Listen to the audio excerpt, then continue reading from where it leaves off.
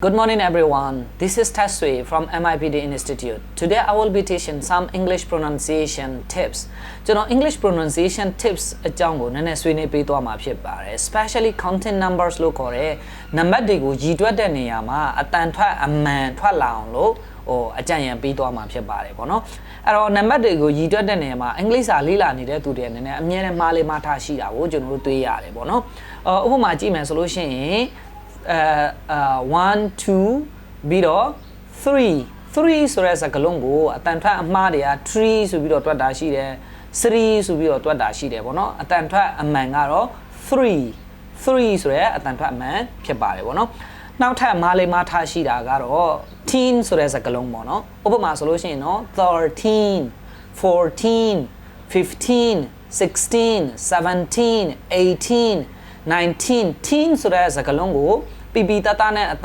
တန်ထွက်အောင်မဆူကြတာတွေ့ရတယ်ပေါ့နော်အဲ့တော့ teen ဆိုတဲ့စကားလုံးကိုပီပီတတနဲ့အတန်ထွက်လာအောင်ကျွန်တော်ဖိပြီးတော့ဆွဲပြီးတော့ဆူရပါတယ်ပေါ့နော်နောက်ထပ်အမားယွင်ဖြစ်လေဖြစ်ထားရှိတာကတော့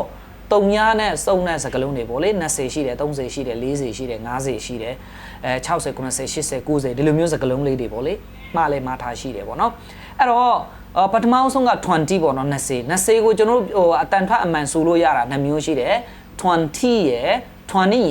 20ဆိုပြီးတော့လေအတန်ထွက်လို့ရပါတယ်ဥပမာ21 22 23 24ဒီလိုပုံစံမျိုးထွက်မှန်ဆိုလို့ရှိရင်လည်းမှန်ပါတယ်နောက်တစ်မျိုးကတော့21 22 23 24 25 26 27နီဆိုတဲ့အတန်နဲ့ထွက်တာပေါ့နော်21အဲ့တော့ဒါလည်းအတန်ထွက်အမှန်ဖြစ်ပါတယ်ပေါ့နော်နောက်တစ်ခုကတော့30ပေါ့နော်30ကို30ဆိုပြီးတော့အတန်ထွက်တယ်အဲ့တော့30 ty နဲ့အတန်ထွက်ရင်မှားတယ်ပေါ့နော်အဲ့ဒါကိုအတန်ထွက်အမှန်က d နဲ့ပဲအတန်ထွက်ရတယ်အဲ့တော့ဘယ်လိုထွက်ရမလဲဆိုရင်အတန်ထွက်အမှန်က30အဲ့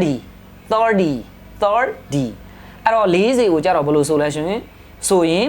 40ဆိုပြီးတော့အဲ့လိုအတန်ထွက်ရင်မားတယ်ပေါ့နော်အတန်ထွက်အမှန်က4dကျွန်တော်ဘေးမှာလည်းအတန်ထွက်ပုံထွက်နေရေးပေးထားတယ် ty ဆိုလို့ရှိရင်တခါတည်း d အတန်ပဲဆိုလိုက်ရင်ရပြီလွယ်လေးအဲ့တော့ရေးဆိုဖို့လိုတယ်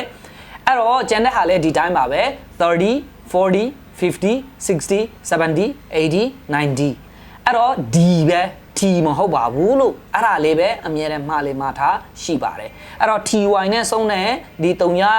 ဖြစ်တဲ့စကားလုံးတွေကိုအတန်ထွက်တဲ့နေရာမှာမဖြစ်မနဲ့ d အတန်ပါအောင်ထွက်ဖို့လိုတယ်ဘောနော် 7t မဟုတ်ဘူး 7d ပေါ့အဲ့လိုအတန်မျိုးဖြစ်ပါတယ်ပေါ့နော်ဒီလောက်ဆိုလို့ရှိရင်တော့ဒီ counting numbers လို့ခေါ်တဲ့ဒီနံပါတ်တွေကိုအတန်ထွက်အမှန်နဲ့ဆိုနိုင်မယ်လို့ကျွန်တော်ယုံကြည်ပါတယ်